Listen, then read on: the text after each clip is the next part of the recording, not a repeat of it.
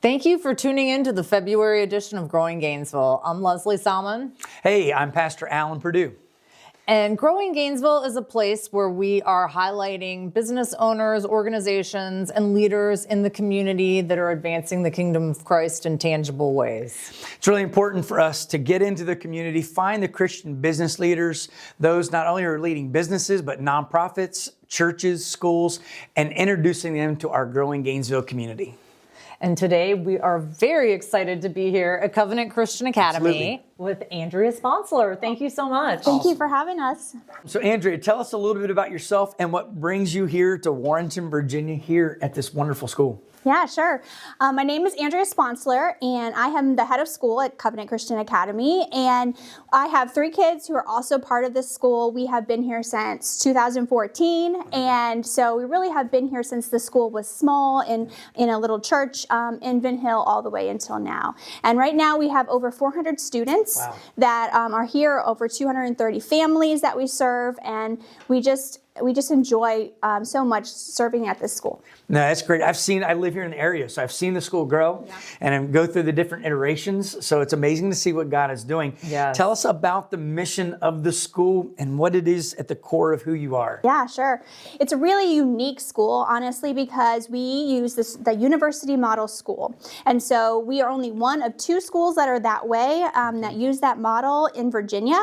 And what it means is that we partner with parents in a really tangible way. A lot of schools will say that they partner with parents, and they do in some ways, but we really literally partner with parents because our students are here in a hybrid schedule. So when you think of the university model, think about a university schedule. So all of our students are either here 2 or 3 days a week, and then the alternate days, they're doing school at home under the supervision of their parents, but with the teachers monitoring and pacing everything all 5 days of the week. So it's really unique in that we partner with parents to educate and disciple students to really impact the world for Christ. Yeah, that's really important. Absolutely. So when you say disciple students for Christ, at the core of your curriculums and stuff you have a biblically based school, but that means you have biblically based curriculum? Yes, we do. Teachers that love Jesus? Yes, absolutely. Our teachers are really the best part of the school.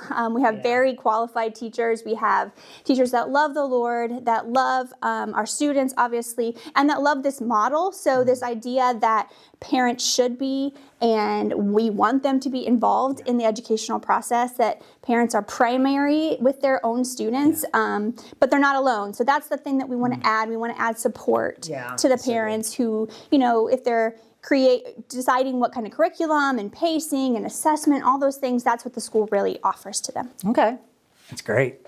So Andrea, when you look at families that are really thriving here, what kind of qualities or values do you see most often that they share? Yeah, like I said, there's a niche group of families who really want to be involved with their kids. So they don't want to just drop them off and sort of, not hear from them for 5 days and come back. They really want to have that time with their kids. They want to have a quality education. So we try to hold both of those in balance with quality education, best practice. We are accredited through Cognia, which is what all the public schools are also accredited with.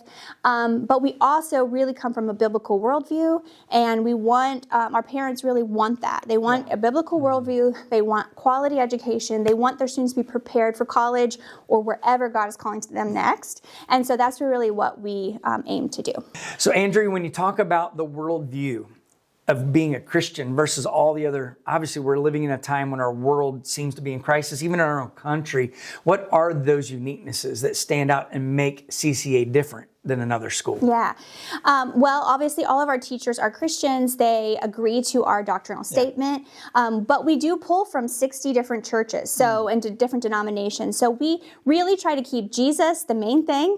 And we agree on so many things, and we try not to worry about the things that denominationally maybe we don't agree on. And so we really try to just stay in that where the doctrinal statement is. Awesome. So Andrea, you talked about building CCA on the Christian worldview and integrating that into how you teach, partnering with the parents as the primary educator. I love that. They are, but they're not experts at calculus. They're not experts at history always. So you bring that partnership. So tell us how you integrate the biblical worldview into those educational pieces, but also in the ways that help them thrive as real people in the world. Yeah, absolutely.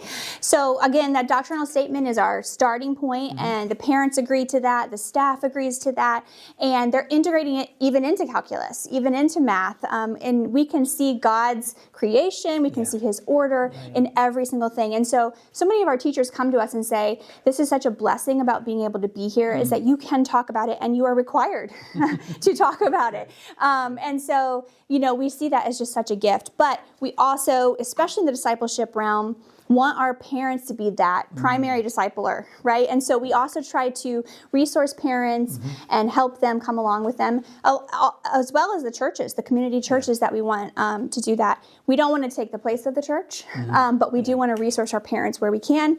And as far as our graduates go, we do have very clear goals and outcomes that we want to see from them. We have a portrait of a graduate, and it really focuses on their heart, soul, strength, and mind, and the way that they're loving God, even after they leave our doors, of course. So we have, we have that really clear for everybody from kindergarten all the way up to 12th grade. And we see a lot of our graduates come back and they say, unprompted, that they were so prepared because of the university model. That's great. They tell us that they are able to adapt better to that university schedule where you have class and then you have a free day and then you have class, and how to manage their time and just be able to, have those skills that they need for college and for beyond. Yeah, and I think too, it's so important, just the whole thought of integrating everything it's very difficult for a kid, I think, to, if they have Christian values at home and then they go to the secular school and then they're being taught something. So it's almost like it's an inconsistency. It's like this back and forth. They're jumping back in and out through both worlds and then, trying to, make sense of it all. So it's such a great foundation for these kids to be able to be taught in that way, because that's what life's all about. It's incorporating Jesus into everything. Yeah. Absolutely. When you think of school, you think of the didactic learning and pumping it into their mind. But what I hear you saying is you're also trying to pump it into their heart and into their lifestyle. Right. And for me, I think that connects the student beyond just the knowledge, but it connects them to their why, why they believe, what they believe, and who they are. And do you see the encouragement that you are to parents meeting other parents with the same values and kids do you see that regularly in the school? I'm a Christian. No, the community here is just really one of the biggest things that people say is why they love being here. And we have all sorts of, events, and we have resources and prayer time, where the parents meet up, and because it isn't necessarily the easiest way to educate, but we think it's the best way to educate. Yeah. Absolutely. That's wonderful. So tell us right now, what are some of the things that you do serving the community, or kids are doing serving the community here around?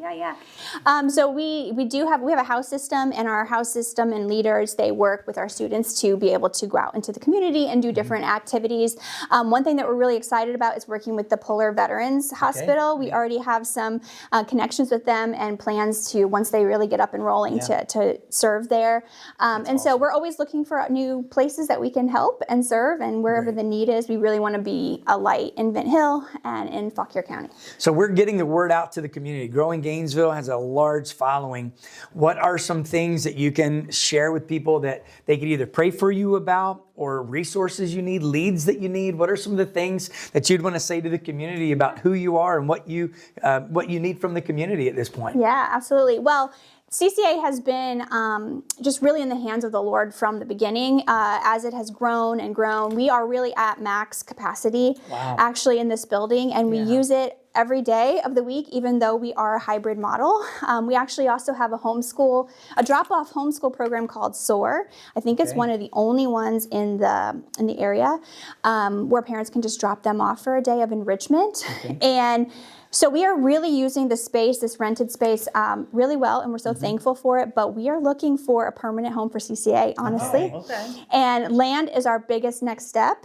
And maybe, as you guys can all imagine, land is tricky to find sometimes around here. Yes, it is. But, if that would honestly be their biggest prayer. And we know that when God's ready to move, he will. And so we're just trusting him and surrendering our next steps to him. But while we're here, we're thankful and grateful. Wow. I'm so proud of you guys. Yeah, I just love what you guys are doing. I mean, I've actually thought about it for my son in the past too. It's just been a little bit difficult with my schedule, but other than that, it's just such a great option. Yeah, I love what you guys are doing. I love the community you have here. The community knows about you guys, which is great, but it's because of your family talking, out in the community. So it's so wonderful. Thanks for letting us come and be a part of this. Thank you. Yeah. Thank you.